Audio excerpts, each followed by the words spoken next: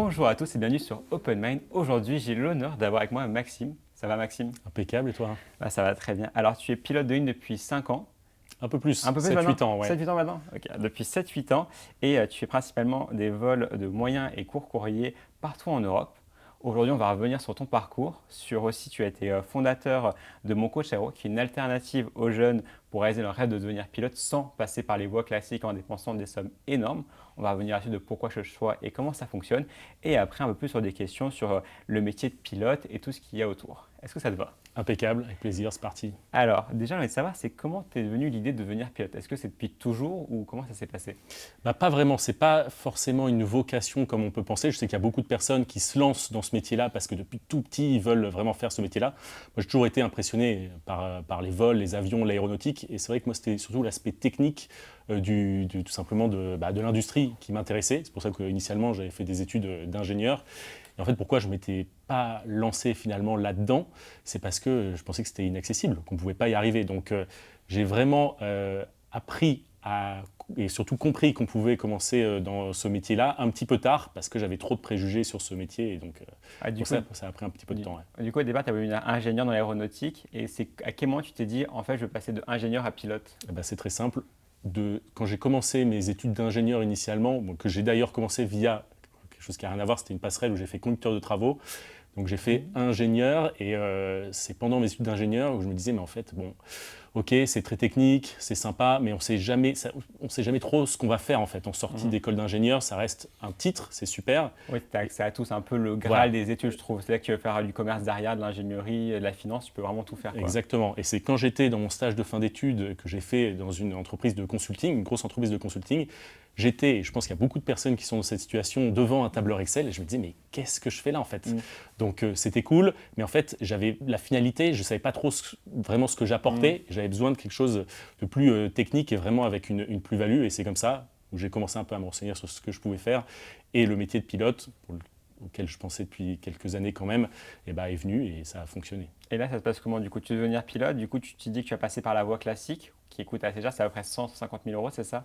Ouais, il y a des voies, ça dépend un petit peu du parcours qu'on va choisir, de l'expérience aéronautique qu'on peut avoir, qu'on peut déduire aussi du montant. Il y a des voies qui sont gratuites, plus élitistes, pour lesquelles il faut se préparer, évidemment sous forme de concours. Et après, il y a les voies classiques, qu'on appelle intégrées au sein des écoles, qui peuvent aller pour les moins chers, on va dire, aux alentours de 80 000 euros, jusqu'à presque 200 000 euros si on regarde en dehors de l'Europe. Je pense par exemple aux formations qu'on peut avoir aux Émirats. Et puis après, il y a des formations un petit peu plus autodidactes, qu'on appelle modulaires, qui, elles, sont un petit peu moins cher. Souvent, si on les choisit, c'est parce qu'on a moins de disponibilité et donc c'est pour étaler un peu plus sur la durée. Donc au final, parfois, la formation modulaire peut être équivalente en niveau de tarif. Mais grosso modo, un package d'environ 100 000 euros et pour toi, faire la formation. Toi, tu as fait ce choix-là, du coup, tu as fait comment? Oui, j'ai fait ce choix-là. Alors, j'ai fait un programme mentoré par une compagnie qui s'appelle CityJet, pour laquelle je ne travaille plus. Et donc, typiquement, c'était exactement ce prix-là. C'était 107 000 euros et pour laquelle, en fait, ils prenaient en charge la qualification technique sur l'avion en sortie d'école. Si tout se passait bien, s'il n'y avait pas de Covid ou il n'y avait pas de problème de recrutement, parce que ça, c'est aussi un sujet. Et donc, du coup, j'ai fini la formation, tout s'est bien passé et ils m'ont recruté immédiatement, puisqu'en fait, il faut savoir qu'en plus de la formation, derrière, il y a les qualifications souvent à payer. Donc, il y a un juste milieu à trouver pour quelque chose qui soit, certes, avec un package d'un certain prix, mais qui inclut quand même certaines choses. Donc, ça peut être assez compliqué. Tu as des difficultés par rapport à cette formation? Toi, tu l'as vécu comment?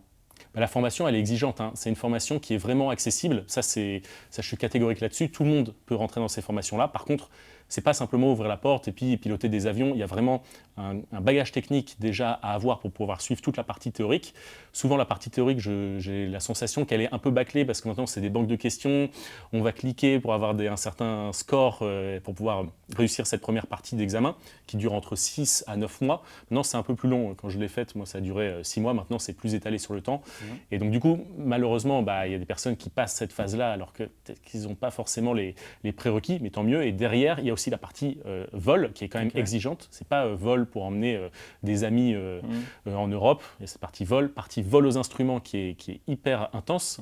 Là, pour terminer, la partie vol en équipage, la partie MCC, ça c'est la partie du coup de la formation, mais derrière il y a aussi la partie dans la compagnie qui est également hyper complexe et qui demande quand même de beaucoup travailler. Donc c'est très intense, très court, je terminerai là-dessus, parce que la formation de pilote, au final, si on la condense, elle peut durer 18 mois. Donc souvent, ça surprend, mais voilà pourquoi c'est compliqué surtout. Et une fois que tu as fini cette formation, est-ce que pour quand tu trouves tes premiers vols ou être pris par un équipage, c'est assez simple? Comment ça se passe? C'est la partie la plus complexe en fait, parce que quand on sort d'une école ou d'une formation qu'on est qualifié entièrement, et ben là, il faut trouver une compagnie. Donc ça, souvent, ça pose problème. Une des choses que j'ai remarqué, c'est que la plupart des personnes qui sortent d'école en fait, vont vendre le fait qu'elles ont leur licence, qu'elles ont par exemple un certain nombre d'heures de vol dont on est très fier. Quand on sort d'école, on est aux alentours, on va dire, de 250 heures de vol pour la moyenne. Et donc, on va candidater en tout simplement vendant ça, sauf qu'avec nous, il y a peut-être 2000, 3000 candidats qui ont exactement les mêmes prérequis, et donc c'est difficile de faire la différence. Sauf que ça, les écoles, elles nous l'apprennent pas forcément, et c'est pour ça que parfois ça peut être difficile de trouver un job. Après, il faut que la conjoncture soit bonne également. Bien sûr, avec que, le voilà, Covid qu'il y ait des recrutements. Et évidemment, si on postule pendant le Covid, c'est sûr que là, c'est plus compliqué de trouver un job. Et toi, avec du recul, ce serait quoi le conseil aux jeunes que tu voudrais donner quand tu sors d'école? C'est quoi la chose qu'on ne t'apprend pas que tu devrais savoir pour trouver ta première compagnie? Alors la première chose déjà à savoir, et j'en ai un petit peu parlé, c'est que la formation elle est très courte. Elle inclut dedans une partie théorique qui dure 9 mois, pendant laquelle on va faire que ça de toute façon. Et après il nous reste typiquement entre 9 mois à 1 an pour la suite. Bon là c'est dans les parties, c'est dans le cas où ça se passe vraiment bien, où ça dure 18 à 24 mois. Et donc en fait la préparation, elle ne se fait pas quand on est dans l'école, elle se fait même en amont pour comprendre ce qui est attendu par les compagnies, pour une fois qu'on est en formation, être vraiment au top et sortir du lot pour remettre une couche quand on est vers la fin de sa formation, pour arriver avec des candidatures qui sont hyper optimisées et surtout avec laquelle on peut postuler en tant que pilote professionnel et pas simplement élève pilote qui sort d'école comme tous les autres élèves qui sortent chaque année. Et alors suite à ça, du coup, tu es devenu pilote. Et là, tu t'es dit à un moment donné, je vais créer mon coach aéro. Comment t'es venue cette idée? En fait, ça vient déjà d'un premier constat qui est que beaucoup de personnes venaient me voir dans le cockpit et me disaient « Ah, si j'avais su, il y a quelques années, je me serais lancé, j'aurais fait la même chose. » Je dis « Mais en fait, c'est possible. Moi, je suis issu de la reconversion. » À un moment donné, je me suis dit « Bon, allez, je change complètement de direction. » Dans l'entreprise de consulting dans laquelle j'étais, je passais pour un fou complètement quand j'ai dit ça. Et surtout, souvent, on annonce « Ah, j'ai envie de devenir pilote de ligne. » Il y a tellement une conception du métier qui est... On pense que c'est inaccessible, que souvent, on est un peu jugé. Donc ça, c'est aussi un vecteur d'abandon pour beaucoup de personnes. Alors, du coup, je vais rebondir là-dessus. C'est à quel âge tu t'es dit, déjà, il y a deux choses. C'est à quel âge tu t'es dit, je vais faire cette reconversion, déjà. Et ensuite, c'est comment psychologiquement tu prends ce risque-là, parce qu'il y en a beaucoup qui ont peur de prendre ce risque. Complètement. Ça c'est aussi une problématique pour les personnes qui sont en reconversion. C'est beaucoup plus facile de prendre ce risque quand on est plus jeune, qu'on sort du lycée. Mais on est peut-être moins mature et il va falloir quand même endurer une formation qui est longue et exigeante et derrière se vendre à des compagnies en ayant potentiellement une vingtaine d'années sans forcément expérience professionnelle avant. Donc une compagnie, elle fait un peu un pari et un investissement sur les profils. Donc ouais, je me suis complètement posé cette question, est-ce que je bifurque? Mais en fait, j'étais tellement dans une situation où j'en avais un peu ras-le-bol, c'était pas du tout épanouissant, que finalement, ça s'est un peu fait naturellement. Mais je comprends tout à fait des personnes qui veulent faire ce métier, qui sont dans des métiers beaucoup plus confortables, j'ai envie de dire, et qui du coup se disent, ok, est-ce que je fais ce pari-là? Potentiellement, je dois financer une formation. Derrière, je retrouve un emploi. Comment ça se passe? Donc, c'est sûr qu'il y a un risque de toute manière, oui. Si je reviens à mon coach aéro, donc là, tu as commencé à expliquer comment tu l'as eu cette idée, mais juste avant ça, est-ce que tu peux expliquer aux gens qu'est-ce que c'est? Ouais, mon coach aéro, alors c'est simple, c'est un programme de mentorat professionnel pour aider des personnes à devenir pilote de ligne, qu'on soit lycéen, qu'on soit en reconversion professionnelle ou qu'on soit, comme c'était mon cas justement à la fin de ses études et qu'on se dise ça ne correspond pas vraiment à ce que j'attends. Et du coup, il faut voir ça un petit peu comme une prépa. Ça marche pour des personnes qui sont déjà expérimentées dans l'aéronautique, qui ont déjà des qualifications, ou des personnes qui partent complètement de zéro. Et en fait, on va viser d'abord les formations gratuites, concevoir tout un projet global, se remettre à niveau en maths, physique, anglais, tests psychotechniques, même pour les entretiens, pour la méthodologie, pour par exemple l'ATPL, donc la partie théorique. On va parler même de gestion du stress, on va parler vraiment plein de choses. Et du coup, déjà d'un point de vue global, on va commencer à se préparer à ces sélections. Et ensuite, si jamais ça ne marche pas pour les sélections, pour 70% de nos membres, en général, ils arrivent à passer des sélections gratuites, donc ça c'est génial. On va s'orienter sur des sélections ou sur des écoles justement privées et à la fin, on va les accompagner jusqu'à la fin pour que quand ils se retrouvent à postuler pour des compagnies aériennes, ils puissent une nouvelle fois se remettre un dernier coup de boost. Et donc c'est un programme vraiment de A à Z, de zéro jusqu'au cockpit, pour être vraiment au-dessus du lot du vivier de candidats qui postulent aux compagnies aériennes. En fait, si je résume, c'est un peu comme une prépa grande école, mais prépa grande école aviation, quoi. C'est ta prépa en ligne qui permet vraiment de te préparer à tout ce qui va être pour devenir pilote. Oui, complètement. C'est une prépa déjà d'un point de vue compétences techniques, donc je parlais des maths, de la physique et tout ça, mais aussi de tout l'écosystème, de ce qui est attendu par les compagnies, de son projet global. On en parlait juste avant parce que ça fait un peu peur de se réorienter pour des pros en reconversion.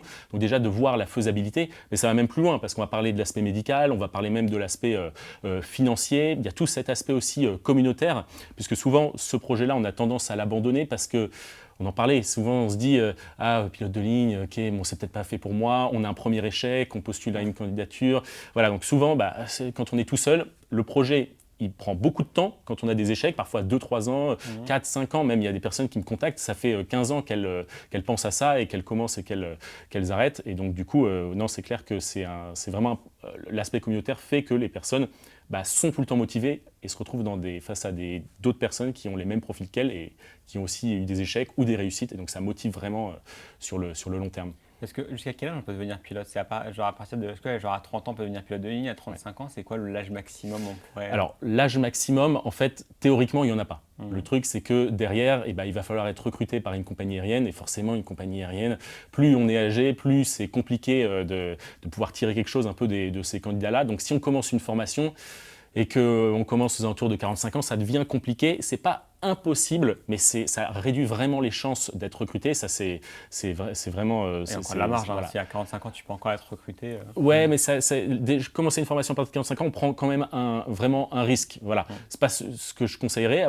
À 40 ans, ça va encore, c'est encore un petit peu jouable, mais il faut savoir que la carrière de pilote de ligne, elle est quand même relativement longue, mais elle est surtout très fatigante. Donc, on va revenir après un peu sur le côté fatigue, la routine. Et pour donner vraiment un âge officiel, il faut être prêt à postuler aux compagnies aériennes entre 40 et 45 ans maxi, parce que forcément les compagnies préfèrent des profils plus jeunes, mais ce n'est pas impossible, je l'ai déjà vu. Et là aujourd'hui, tu as réussi à avoir combien d'étudiants, je ne sais pas faire des étudiants, mais combien de personnes qui ont pu réussir à accéder derrière une formation, une réussite de concours? Alors, réussite de concours, ça dépend, parce qu'il y a des formations qui sont sélectives, qui sont quand même payantes, des formations par exemple MPL mentorées par des compagnies, et il y a le Graal, typiquement des formations cadet prises en charge par les compagnies. Je pense par exemple au cadet Air France, qui est vraiment la formation, le Graal. Mais typiquement, nous, ceux qui arrivent en se préparant au début à rentrer dans ces formations mentorées, voire gratuites, c'est environ 60 à 70% des personnes qu'on va avoir, et le reste, les 30%, c'est des personnes qui vont continuer vers la formule standard, ou alors qui n'étaient pas qualifiés initialement pour passer des candidatures, pour passer des sélections payantes. Donc typiquement, on a coaché, ça fait à peu près, ça a vraiment commencé à prendre une nouvelle tournure depuis à peu près 2 ans, mais typiquement on est à plus de 150 personnes qui ont été coachées, et c'est ça, on doit être allé à 80-90 personnes qui sont allées dans les formations mentorées. Ah, c'est pas mal, hein. Ouais. Et est-ce que tu as envie d'ajouter quelque chose à mon coach héros pour les gens qui hésitent encore à s'inscrire, à le faire, à passer le cap de devenir pilote? Mon coach héros, tout simplement, c'est le package tout en un en fait. Tout ce qui est abordé chez mon coach héros, vous en aurez besoin à un moment donné et vous ne l'avez pas en école. Donc que ce soit la préparation en maths physique qui vous servira pour la formation et même plus tard pour des sélections, les tests psychotechniques, les entretiens de groupe, entretiens individuels, l'anglais aéronautique, puisqu'on a une coach vraiment en anglais aéronautique, donc il y a des qualifications à passer plus tard, la méthodologie, et donc tout ce qui est technique et méthodologie pour la TPL. Voilà, il y a tout en un avec des rétextes. En fait, il y a aussi un point qui est hyper important, c'est que le métier de l'aéronautique, l'industrie aéronautique, notamment au niveau des formations de pilotes,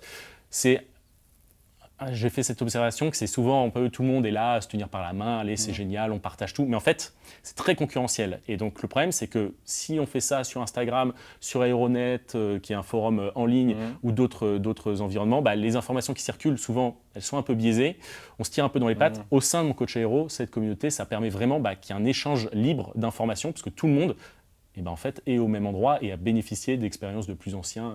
Et les nouveaux, ça leur permet d'avoir un bond en avant. Ouais, parce que même tes anciens étudiants, je sais pas si on appelle ça des étudiants, Ouais, des membres. les anciens Des membres, en membres. fait, ils continuent quand même à aider les gens qui Mais arrivent, ouais, etc. c'est ça la magie, c'est qu'en fait, c'est leur premier réseau de pilotes professionnels, c'est que ceux qui ont réussi, et il y en a qui sont en compagnie, il y en a qui sont chez Ryanair par exemple, ou même chez Luxair, qui viennent continuer à donner des informations. Alors ils ne sont plus membres actifs à se former, hein, bien sûr, mais par exemple, s'il y a une sélection, par exemple pour une compagnie, eh ben, soit moi je vais faire appel à des personnes, des collègues à moi qui vont venir faire des webinaires ou donner des derniers conseils, soit c'est des membres qui sont passés par mon coach aéro qui vont du coup détailler ce qui s'était passé pour eux, ce qui est attendu par la compagnie à ce stade-là. Et donc voilà, c'est vraiment un écosystème qui est en vase clos et qui grossit de plus en plus et qui permet voilà, d'avoir des infos en direct, tout centralisé au même endroit pour performer. Souvent, ce que j'entends les gens qui viennent ici discuter, c'est le côté où le réseau, c'est un peu la base de tout. C'est avoir un réseau, c'est hyper important. Et je pense qu'aussi dans le milieu de l'aviation, le fait d'avoir un réseau, des membres qui permettent de t'aider à trouver ta première formation, te donner des conseils et tout, c'est quand même la base et ça peut vraiment aider, quoi. C'est clair. Déjà, dans l'aéronautique, c'est un milieu qui est hyper petit. Tout le monde se connaît véritablement, hein. Souvent, j'ai des membres qui se connaissent presque entre eux, qui étaient dans les mêmes aéroclubs. Et même plus tard, j'ai des collègues qui viennent d'autres compagnies, qui connaissent d'autres personnes qui étaient dans les compagnies où j'étais avant. Et donc, c'est vraiment un petit milieu, souvent un peu par promotion, par année presque. Et donc, ouais, c'est clair que de faire partie d'une communauté comme ça permet déjà de se créer son premier réseau. Et quand il y en a qui vont trouver des premiers jobs ou ce genre de choses-là, souvent il y a du bouche à oreille dans des plus petites compagnies, ce qui permet finalement en fait, de pouvoir, si un poste se libère, de pouvoir typiquement le partager directement ici, parce qu'on sait que les profils sont hyper solides. Et donc voilà, pour faire une cooptation, une recommandation, c'est beaucoup plus simple de puiser dans ce vivier-là. Ouais. Maintenant, j'aimerais qu'on parle un peu du métier de pilote, un peu Ouais. parce que je trouve que beaucoup de gens le sacralisent, imaginent des choses incroyables, et du coup, j'aimerais un peu que tu casses un peu ces tabous. Je sais qu'il y a beaucoup d'informations sur Internet, mais voir un peu en 2025 qu'est-ce qui est vrai encore ou pas. Donc déjà, toi, tu es sur le côté, enfin, c'est quoi le quotidien d'un pilote? Est-ce qu'on vole tout le temps? On vole, c'est quoi sur un an, tu fais combien de vols à peu près? Par mois, tu en fais combien? C'est quoi un peu? Ok, alors ça c'est une super question parce que c'est vrai, comme tu le dis, c'est un peu sacralisé. Donc il y a un peu une image du pilote de ligne qu'il ne faut pas trop bousculer. Et ça, je le conçois tout à fait parce qu'on est quand même des ambassadeurs de la sécurité. Donc il ne faut pas non plus que ça parte dans tous les sens. Donc c'est bien qu'il y ait quand même ce cadre qui soit donné. Mais cela dit, c'est des personnes complètement normales, hein. Ça arrive d'ailleurs que des passagers viennent parler aux pilotes. Je sais que parfois on dit ah, non, pas parler, c'est les pilotes et tout ça. Et donc du coup, pour le coup, j'ai un peu perdu le fil de ta question. C'était quoi? Juste pour revenir à ça, c'est vrai que même moi quand je prends l'avion, tu sais, t'as peur de le déranger ou même t'as peur parce que ouais, avec des choses qui se passent et tout, tu te dis j'ai pas le droit, c'est interdit d'aller vers le cockpit, tu vois ce que je veux dire, t'as ce côté. Si c'est bien fait et que les pilotes sont disponibles, et avec plaisir, ils viendront discuter avant le vol, bien sûr, ou après le vol. Mais voilà, il y a un peu un mythe autour de ça. Et du coup, pour compléter la question que tu me posais, je ne sais plus. C'est quoi le quotidien Le quotidien, du coup, tu fais combien de vols par semaine, par mois? Ouais, voilà, ça c'était la question. Alors du coup, ça va dépendre aussi en fonction de la compagnie dans laquelle on va être. Les compagnies low cost qui ne veulent pas dire moins bien ou moins safe ou quoi que ce soit, mais simplement on vole davantage, d'accord. On a des plannings qui sont un peu plus chargés, donc je pense qu'on peut faire aux alentours de 60-70 heures de vol. Attention, hein, par mois, il y a le temps de service en plus qui n'est pas pris en compte, donc c'est les heures typiquement où on arrive pour les briefings, le débriefing, entre vols, etc. Donc ça c'est vraiment des heures de vol factuelles, et il y a des compagnies dans lesquelles on vole un petit peu moins, et tout va dépendre aussi de la saisonnalité. Si on est en hiver, parfois on peut voler un petit peu moins, si on est en été on vole plus parce que les gens voyagent plus, mais sur une année, grosso modo, on est entre 450 heures, ce qui est vraiment pas grand chose, jusqu'à parfois 800 heures, ce qui, je pense, doit être dans les limites légales de toute façon dans des compagnies qui volent beaucoup. Ah, il y a deux choses, mais j'arrive pas, 800 heures, ça correspond à combien de jours de travail? Enfin, c'est dur de travail, parce que 800 heures comme ça, genre, je me dis, si tu condenses tout en 800 heures, ça te fait 2 mois de travail, tu vois. Oui, c'est ça. Non, c'est étalé. Alors, il y a plusieurs systèmes. Dans des compagnies low cost, et c'est d'ailleurs un avantage des compagnies low cost, on va avoir ce qu'on appelle un un roster, c'est un planning qui est fixe, c'est-à-dire qu'on va peut-être voler 5 jours et ensuite avoir 4 jours off. Donc ça, c'est génial parce que jusqu'en 2040, si on reste dans la compagnie, on a une visibilité pour Noël, si on tombe sur ces jours off ou pas. Et donc du coup, là, typiquement, par mois, on va être engagé, je ne sais pas exactement combien ça représenterait, mais typiquement, on est peut-être engagé sur 2 semaines, même un petit peu moins. Et d'autres compagnies où c'est plus flexible, on a un certain nombre de jours off par mois. Je peux dire, pour ce qui me concerne, on a 12 jours off garantis par mois. Et donc, du coup, tu as 18 ensuite jours, mais tu peux très bien avoir des jours off aussi, parce qu'on vole moins, des jours de réserve, voilà. Donc tu as quand même beaucoup de temps libre dans ce métier-là. Mais bien sûr, ça, c'est aussi un préjugé du métier, où je pense que ça vient de quelques années en arrière, où on partait en escale pendant plusieurs jours. Maintenant, c'est fini ça, hein. Sur long courrier, effectivement, on peut partir pendant 24-48 heures, voire parfois plus longtemps, mais c'est dans des cas vraiment très rares, où c'est des rotations, où il y a besoin de repos, ou alors il n'y a pas de vol retour, etc. Mais maintenant, en fait, moi, j'ai un bloc, par exemple, de 5 jours off par mois, dans lesquels je suis chez moi et j'ai rien d'autre à faire. Et ça, c'est la beauté du métier aussi, c'est que quand on est chez nous, et en fait, on n'a pas de dossier à ramener à la maison, sauf quand on prépare un simulateur ou ce genre de choses-là, mais on a vraiment 5 jours off. C'est d'ailleurs pour ça que j'ai la possibilité de faire mon coach aéro à côté, parce que sinon, je ne m'en sortirais pas du tout. Mais du coup, est-ce que un salaire, il est lié à ton nombre de vols ou c'est fixe par rapport? Ouais, ça c'est quelque chose qui est important de préciser. En fait, il y a un salaire fixe qui est hyper important, parce que ce salaire fixe, il va toujours être le même si on vole ou si on vole pas.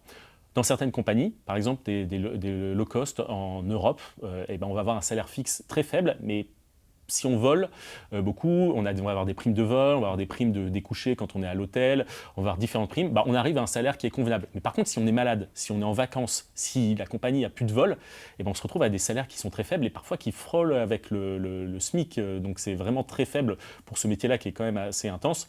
Donc il faut vraiment faire attention à avoir un salaire basique qui est quand même assez important. Et donc, je termine là-dessus, dans certaines compagnies, c'est génial parce qu'on a un très bon salaire fixe et après des primes de vol, et parfois ça peut même être exponentiel quand on travaille sur ces jours off et ce genre de choses-là qu'on a le droit de vendre dans certains cas.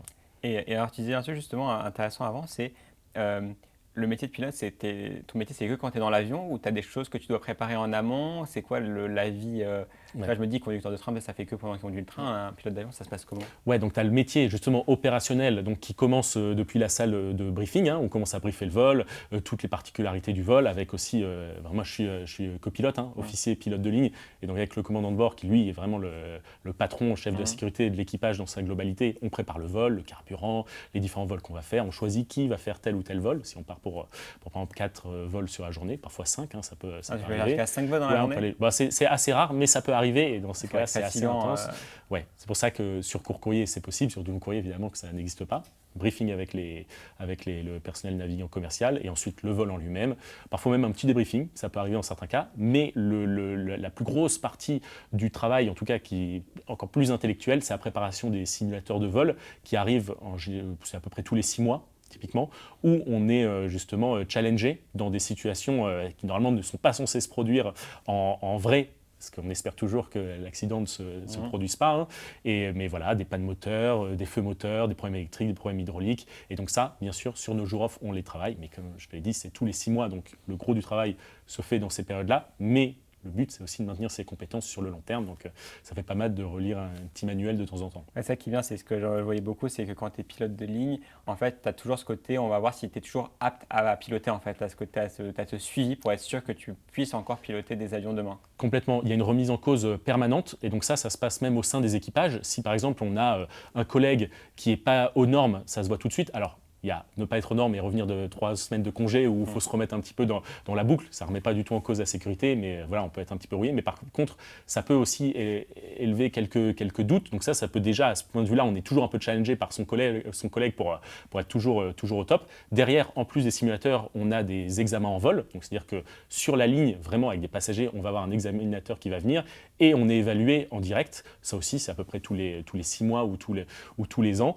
Et donc du coup, voilà, remise en cause permanente. Si jamais il y a le moindre doute, on est arrêté de vol. Ça, c'est catégorique. Si on ne valide pas notre simulateur, on est aussi arrêté. Dans certaines compagnies, il y a des programmes de réentraînement. Donc ça, c'est vraiment génial. Dans d'autres, ça peut s'arrêter assez rapidement, quoi. Et du coup, c'est une question un peu que je pense que les gens imaginent plein de choses. C'est que pendant un vol, il se passe quoi? Parce qu'en vrai, je me dis, tu as le pilote automatique que tu mets en Ouais. code enclenche. Quoi, tu chill pendant le vol, tu regardes Netflix. Alors, on regarde pas Netflix non plus. Bah, moi, je suis sur des vols moyens courriers, donc et encore, c'est presque les petits vols du moyen courrier, parce que moi, les plus longs vols, je pense qu'ils vont aux alentours de 3 heures, donc c'est génial, parce qu'on fait beaucoup de décollage et d'atterrissage. Donc pendant les phases de roulage, décollage et atterrissage, et puis le retour au parking, là, je peux dire que c'est intense. Là, on fait vraiment que ça, on se concentre sur tout ce qu'il y a. Après, évidemment, quand on est en croisière, bah, parfois 2 heures et quelques de croisière, c'est sûr que on mange parfois, tu vois, donc à tour de rôle pour que chacun, il y en a un qui soit concentré sur le pilotage ou sur la radio.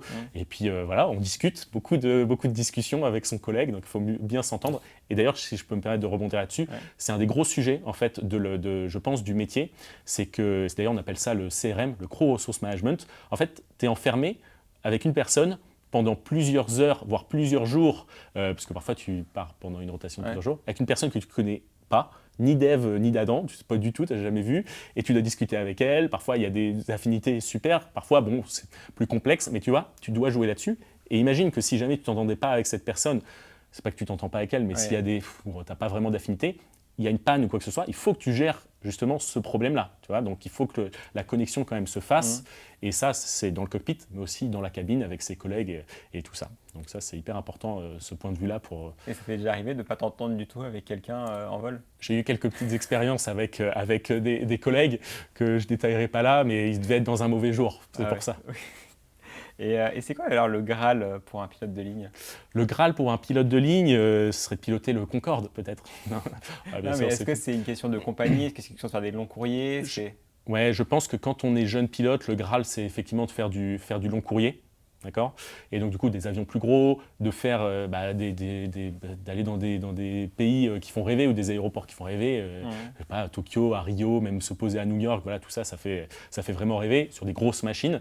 C'est génial. Maintenant, moi, je pense que le Graal, une fois qu'on a fait ça, c'est d'avoir un équilibre de vie entre le vol, qui est ultra fatigant, il faut vraiment avoir conscience de ça, c'est quelque chose dont on ne parle pas assez dans ce métier-là, et sa vie perso, pour pouvoir en fait toujours être au top. Quand on commence sa carrière, on veut voler à fond, c'est génial et tout, ça c'est hyper rentable aussi, si je peux dire ce terme-là, pour les compagnies, parce qu'on vole beaucoup, mais derrière, voilà, il faut quand même se préserver, parce que c'est un métier qui est exigeant physiquement. Ouais, parce que je me dis, tu vois, quand on prend l'avion, c'est déjà hyper fatigant en tant que passager. C'est-à-dire qu'en tant que pilote, avec tout ce qu'on doit penser, même au changement d'altitude, souvent on le gère comment au début? Est-ce que genre t'as tout ça qui se bouge? Est-ce que c'est des trucs un peu bêtes, tu vois, genre... C'est drôle parce que moi, quand je prends l'avion en tant que passager, je dors direct, sans problème. Mais quand je suis en tant que pilote, j'ai pas ce problème. Heureusement que je dors pas direct. Non, c'est clair. Mais je pense que comme on a cette adrénaline, ce sens de responsabilité, qu'on est, c'est aussi pour ça qu'il y a un uniforme. Je pense c'est parce qu'on est vraiment dans un rôle spécifique. Bon, heureusement, on s'endort pas. Maintenant, on a le droit de faire des repos contrôlés. C'est tout à fait possible. Il vaut mieux faire une petite sieste de 30 minutes avec l'autre personne qui est au courant, la cabine qui est au courant, pour se remettre d'aplomb si jamais on a eu une nuit compliquée, pour être sûr. Maintenant, si on n'est pas du tout apte, on va pas du tout faire le vol. Ça, faut être catégorique là-dessus. Et donc du coup, pour le coup, sur le vol, je sais plus trop. C'était quoi tes questions? À chaque fois, je développe sur des trucs. Du coup, attends. Après, je parlais du Graal. Oui, du Graal. On parlait du Graal. Après, tu me disais ce qui se passe pendant les vols, oui, ça, la c'est fatigue. Oui, la fatigue, ça. Et du coup, toi, tu gères comment? Même des oreilles qui se bougent, genre de choses. Ah, voilà, les oreilles qui se bougent. Voilà, ça, c'est un sujet. On a complètement les oreilles qui se bougent, comme les passagers. Sauf que, en fait, on sait un peu mieux le gérer, je pense. Moi, ça m'arrive d'avoir les oreilles qui se bouchent, mais en fait, quand j'avais commencé, si je peux dire, ma carrière, alors moi, ça fait 8 ans que je fais ça, c'est pas non plus un truc de dingue, mais en gros, on a tendance à un peu forcer parfois. Si on a un rhume, par exemple, on va se dire, bon, je vais quand même aller voler. Et moi, j'ai tellement souffert parfois en vol où j'avais vraiment un rhume. Quand on fait un vol, ça va, mais quand on enchaîne vraiment... 5 vols, genre tu dis, mais... Ouais, voilà, quand on a beaucoup de pressurisation, dépressurisation plusieurs fois sur la journée, mais là, c'est horrible. Ça m'est arrivé d'avoir la larme qui coulait tellement j'avais mal.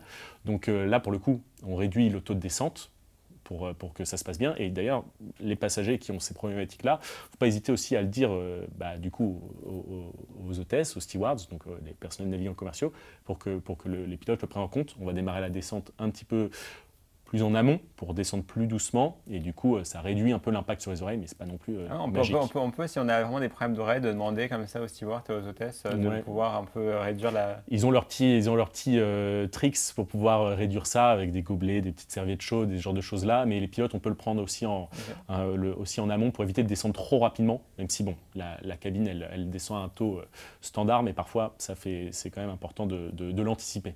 Et quand on revient sur l'histoire vie pro et perso, je sais pas si on peut le dire ça, donc tu vas devenir bientôt papa. Ouais, si on Félicitations. peut le dire, merci. Et là, est-ce que ta vie, elle va changer en tant que pilote à partir du moment où tu vas avoir une famille? Est-ce que tu as quand même pas mal de temps libre, mais est-ce que du coup, là, tu vas te dire maintenant, je vais essayer d'avoir moins de vols à ces endroits-là, plus de vols là, tu imagines comment là, le futur? Bah, c'est un peu ce qu'on s'est dit, en fait, on a quand même pas mal de temps à côté, donc je pense que c'est... Bon, j'ai la chance d'avoir une compagne qui est ancienne hôtesse, donc du coup, elle comprend complètement ce métier-là, son papa aussi qui est pilote, donc pour le coup, elle comprend tout à fait les plannings.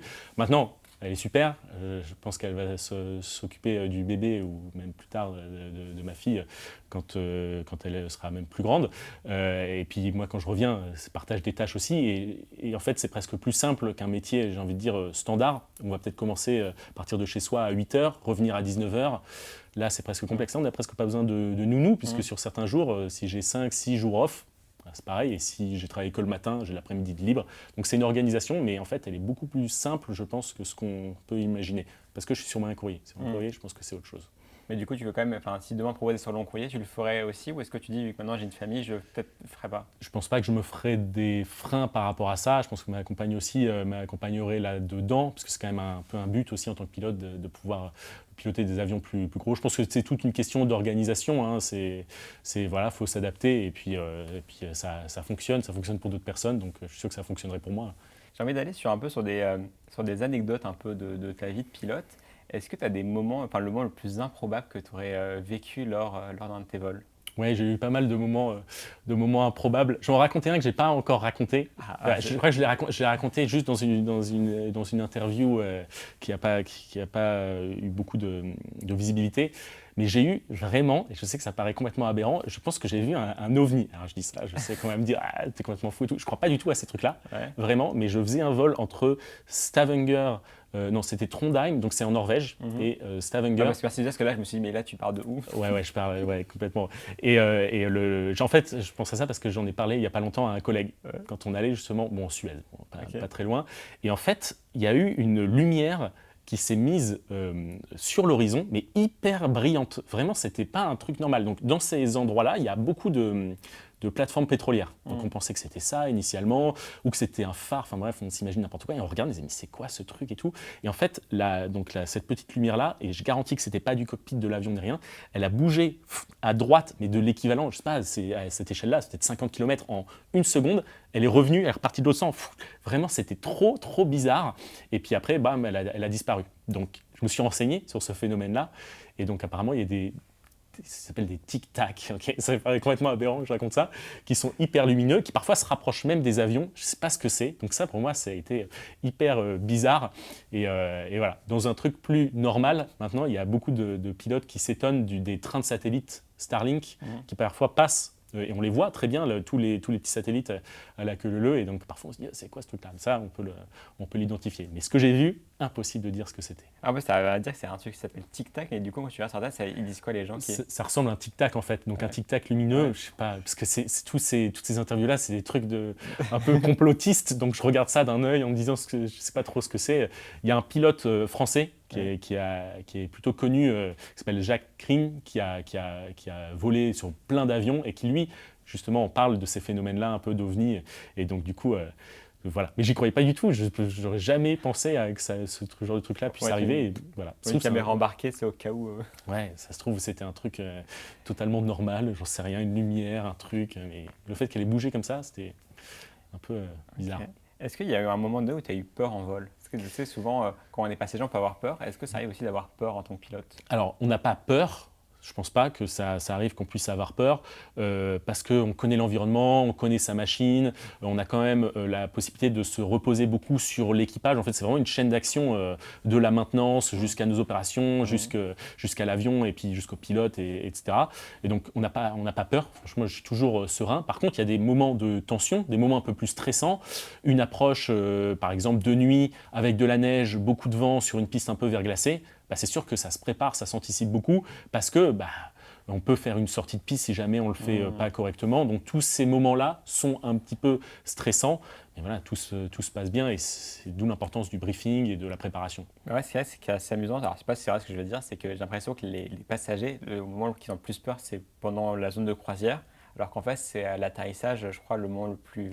Ouais, le 70%, je crois que c'est ça la stat, je ne suis pas entièrement sûr, mais 70% des accidents, des incidents se passent pendant la phase d'atterrissage et pendant la phase de croisière, en fait, c'est pilote automatique, même si ça peut arriver, qu'on n'ait pas forcément de pilote automatique, il peut très bien être en panne, on peut simplement se faire un vol assez court sans pilote automatique, ça m'est déjà arrivé, et donc du coup, là, les seules problématiques qu'il peut y avoir, c'est les trafics, les autres avions qui sont autour de nous.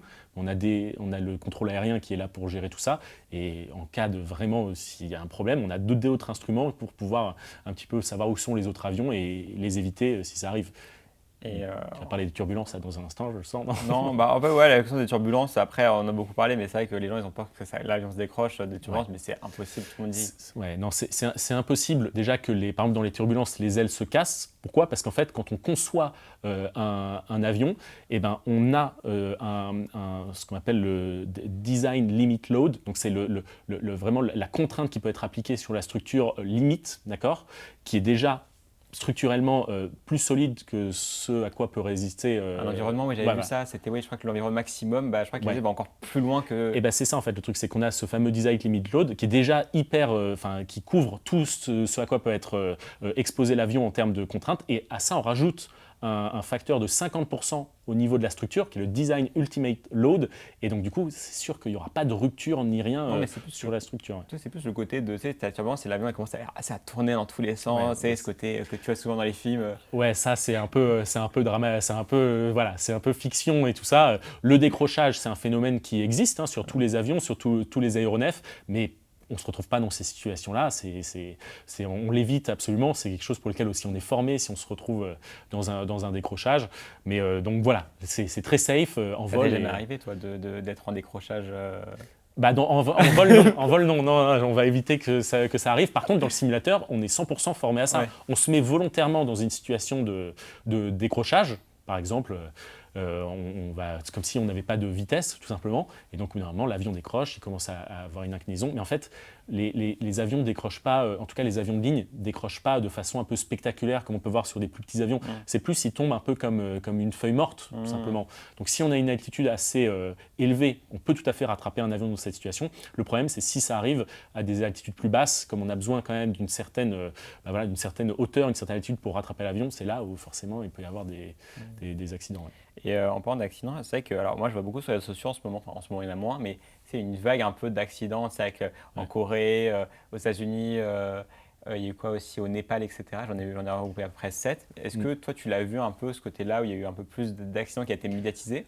Est-ce que genre en interne c'est genre normal, on se dit en fait c'est la norme sauf qu'aujourd'hui, c'est médiatisé avec les réseaux sociaux. Est-ce que toi, tu vois une augmentation? Comment ça se voit? Ouais, je l'ai vu comme tout le monde. De toute façon, dès qu'il y a une news sur les crashs aériens, ça fait souvent la une. Parce que c'est hyper. Enfin, voilà, c'est quand même un truc un peu marquant et voilà, ça fait beaucoup parler. Il y a eu effectivement une vague d'accidents dernièrement pour plusieurs raisons. Il y a la période un petit peu avec Boeing, tout simplement. En fait, il faut comprendre que... c'est avec Boeing aussi, avec les ailes qui se il y a pas mal de problèmes avec Boeing. Ouais, il y a eu pas mal de problèmes qui venaient apparemment de la maintenance initiale, enfin, pas de la maintenance, mais de la conception des avions. Ce qu'il faut savoir, c'est que voilà, un avion, tout un projet global, ça part de la conception de l'avion, donc des ingénieurs, bureaux d'études, à ceux qui vont les concevoir. Ensuite, il y a la maintenance, ensuite, il y a les opérations, les équipages. Et pour certains cas, en fait, on se rendait compte que c'est simplement les pilotes qui n'étaient même pas au courant de certains systèmes ou de certaines choses qui se produisaient. Et donc, du coup, parfois, s'ils ne sont pas au courant, ils n'ont pas pu rattraper. Je pense par exemple au Boeing 737 MAX qui s'était crashé, ils ne connaissaient pas ce nouveau système. Et parfois, on l'a vu, si c'est par exemple une porte qui s'ouvre en vol parce que parce qu'il y a un problème de conception, les pilotes étaient complètement capables de rattraper. Et, euh, et là, j'ai envie d'aller sur ton sujet préféré, l'environnemental. Ah ouais, ça c'est mon sujet préféré, effectivement. Je pense que ça arrive d'avoir des gens qui te disent pourquoi tu fais ce métier. Ouais, complètement.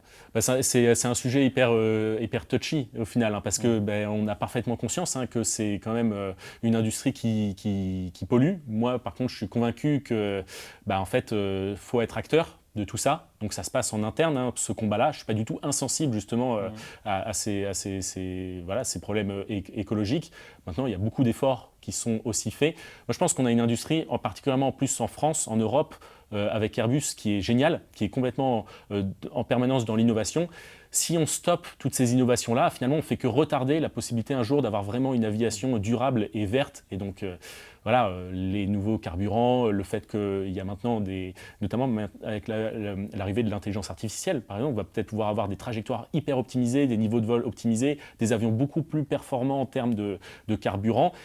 Et à terme, peut-être de l'avion électrique sur des vols plus courts, voire même de l'avion à hydrogène à un moment donné. Donc voilà, pour moi, il faut être acteur du changement pour que ça fonctionne. Ouais.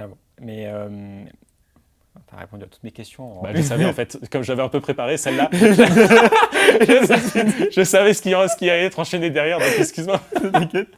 Mais c'est pas grave, c'était très clair. Et alors, du coup, tu parlais de l'intelligence artificielle. Est-ce que toi, on parle beaucoup dans plein de domaines, est-ce que l'aviation a commencé déjà concrètement à mettre de l'IA un peu dans les vols, dans ce genre de choses ou pas encore? Pas encore. Je pense qu'on va tendre vers ça. C'est quelque chose qui va être un très bon support. Alors, je ne crois pas, pour l'instant, à l'intelligence artificielle qui remplace complètement des pilotes. Et pour moi, pour des raisons de sécurité, il y a besoin d'avoir quand même 2 pilotes qui soient là pour différentes choses. En revanche, une aide avec l'intelligence artificielle, je donne un exemple, une panne qui se produit, d'avoir directement, par exemple, par l'intelligence artificielle, qu'elle puisse récolter la météo, dire ok, ça c'est un terrain accessible, dans ces cas-là la piste fait tant, dans le schéma décisionnel, ça pourrait être vraiment quelque chose qui est super, ou dans la consommation de carburant, ce genre de choses-là, pour avoir des datas vraiment directes, ou, je termine là-dessus, par rapport à par exemple des avions qui pourraient communiquer entre eux,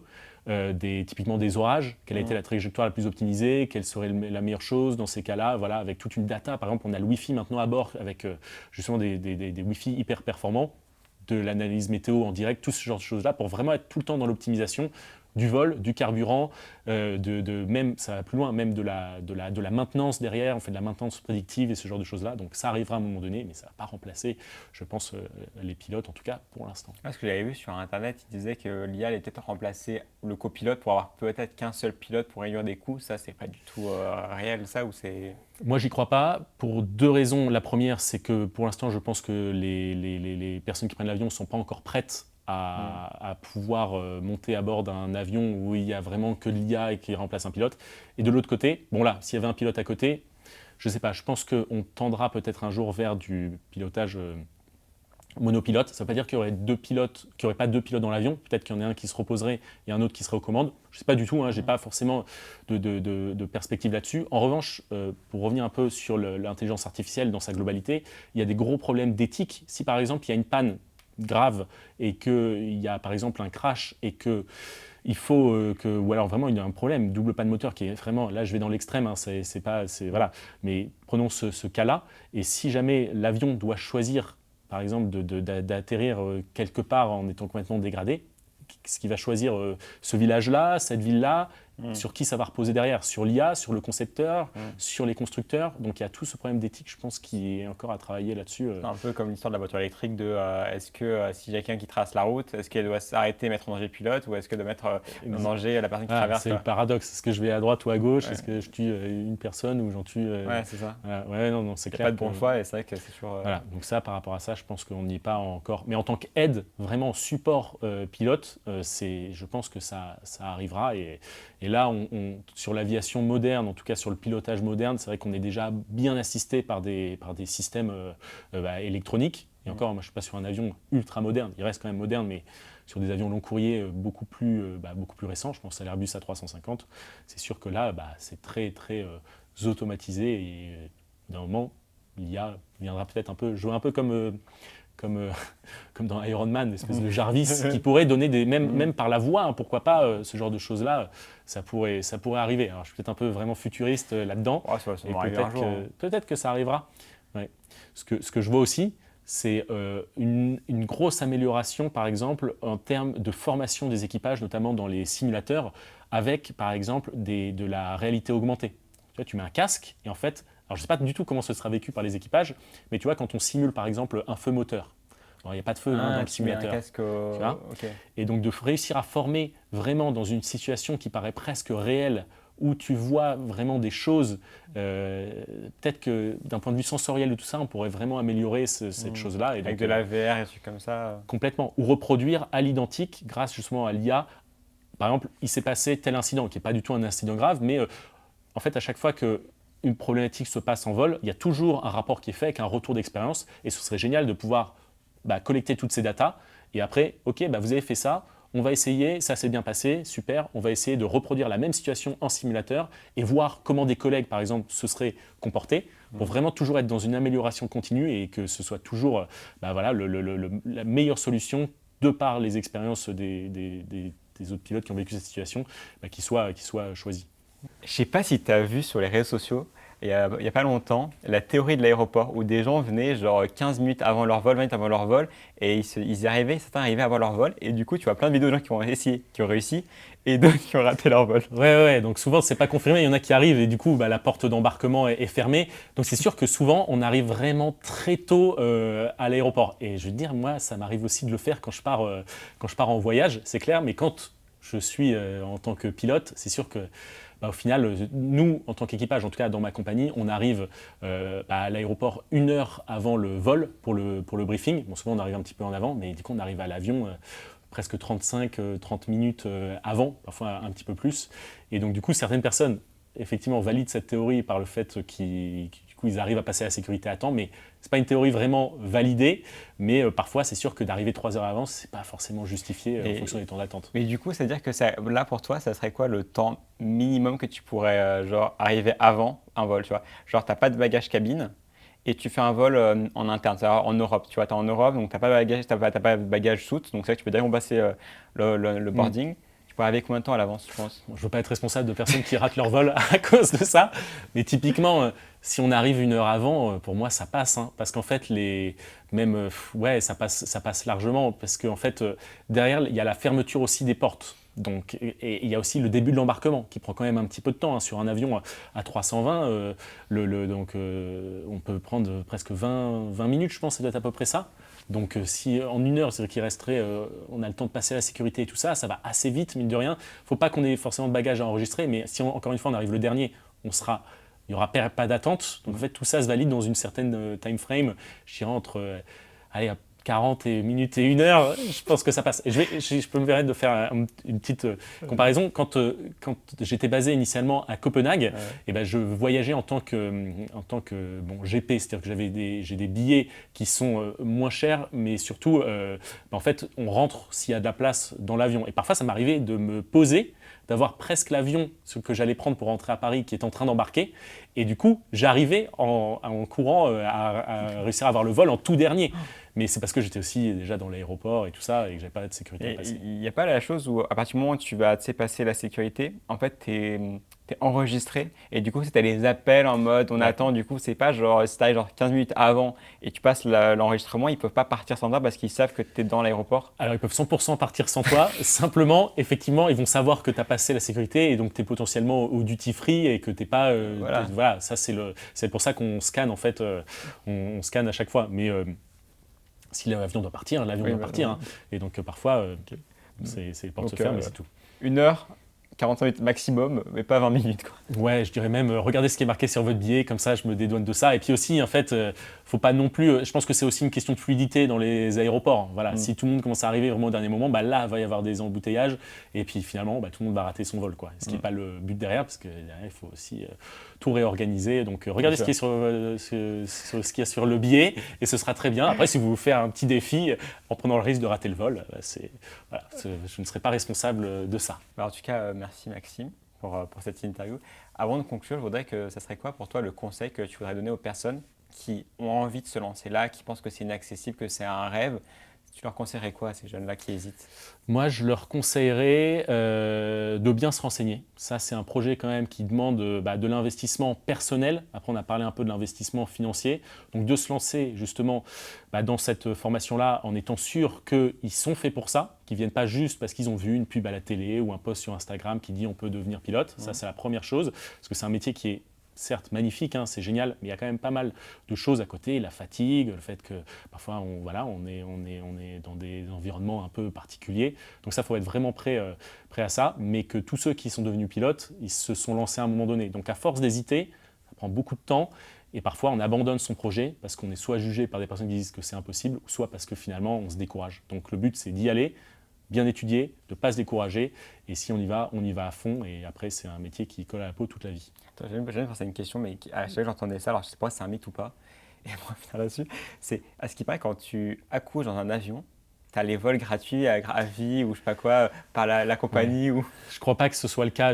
Mais en plus, c'est drôle parce que je l'ai vu il n'y a pas longtemps et ça s'est confirmé en fait. J'ai vu ça, mais je ne sais pas si c'est une news officielle ou si c'est un truc justement qui vient de On Dit, et donc du coup c'est une fausse page news qui parle de ça, mais je sais que parfois ça n'a rien à voir, mais tu as genre un kit de naissance ou un truc comme ça. J'avoue, je sais pas trop vraiment ce qui est prévu, mais les vols gratuits, ça me paraît quand même parce que je me dis, c'est-à-dire que la meuf elle va dire attends, il faut absolument que j'accouche pendant ce vol là pour être déjà quand on est une femme enceinte, on évite d'accoucher dans des périodes à risque, parce que déjà prendre l'avion dans même si le personnel d'avion commercial il est formé à 100% pour ce genre de situation là, c'est quand même mieux d'accoucher à la maternité, d'être pris en charge directement s'il y a des complications avec le bébé et tout ça. Donc c'est sûr que voilà. Maintenant, si on fait ça vraiment pour avoir des billets gratos, c'est un autre problème derrière. La question, je me suis dit, je vais envoyer sur ça quand j'étais petit, même encore aujourd'hui. C'est genre, ok. Bon, en tout cas, merci beaucoup d'avoir suivi cette interview. J'espère que vous avez aimé de rencontrer Maxime avec cette histoire, avec mon coach Aero. Le lien est dans la description de la vidéo si jamais vous voulez avoir plus de renseignements là-dessus. Et aussi ton compte Insta et aussi dans la description de la vidéo si vous voulez poser des questions sur sa formation et comment on peut devenir pilote. Et je vous invite à vous abonner et à liker. Et on se retrouve très vite pour une prochaine interview. Tchuss.